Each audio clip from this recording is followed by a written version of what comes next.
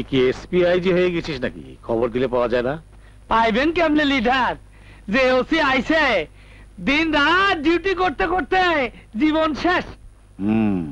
শুনলাম তোর ওসি নাকি খুব নীতিবান।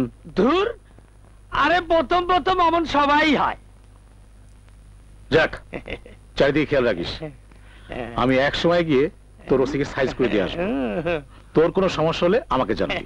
তা তো জানাবই। আপনি ছাড়া আমার আর কেডা আছে? আপনি তো আমার ভরসা। আচ্ছা দেখ তো, এই ছেলেটাকে চিনিস নাকি? না তো লিডার। এই ছেলেটাকে খুঁজে বের কর, ওকে আমার খুব দরকার। মোটা বকশিস পাবি।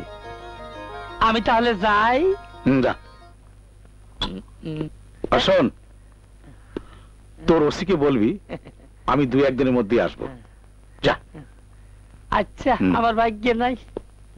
হোয়াট? আমি কোনো লিডারের চাকরি করি নাকি? সরকারের চাকরি করি। কিন্তু এই থানায় লিডারের কোথায় চাকরি করতে হয় স্যার? তার হাত অনেক লম্বা। তাতে আমার কি? আমি যদি কোনো অপরাধ করে থাকি, তার জন্য ডিপার্টমেন্ট আমাকে যে শাস্তি দেবে তা আমি মাথা পেতে নেব। না হলে লিডার কেন, কেউ আমার কিছু করতে পারবে না। আপনারা শুধু শিখেছেন ক্রিমিনালদের সাথে হাত মিলিয়ে ঘুষ খেতে, আর আপনাদের জন্য বদনাম হচ্ছে গোটা পুলিশ বিভাগের।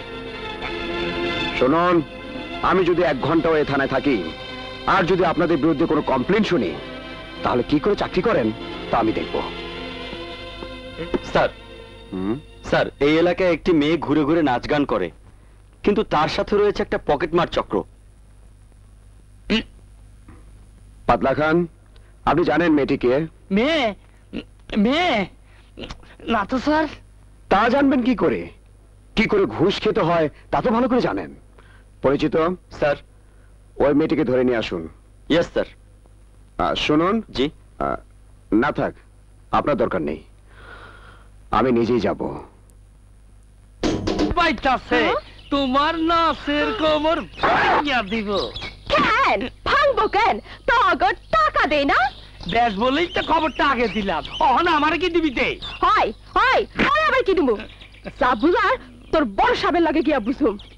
আহত কত টাকা নিছ তার হিসাব দে। সর্বনাশ, আমার কথা কিছু কইস না বোন। আমি তো দুটো মায়া বড়ি।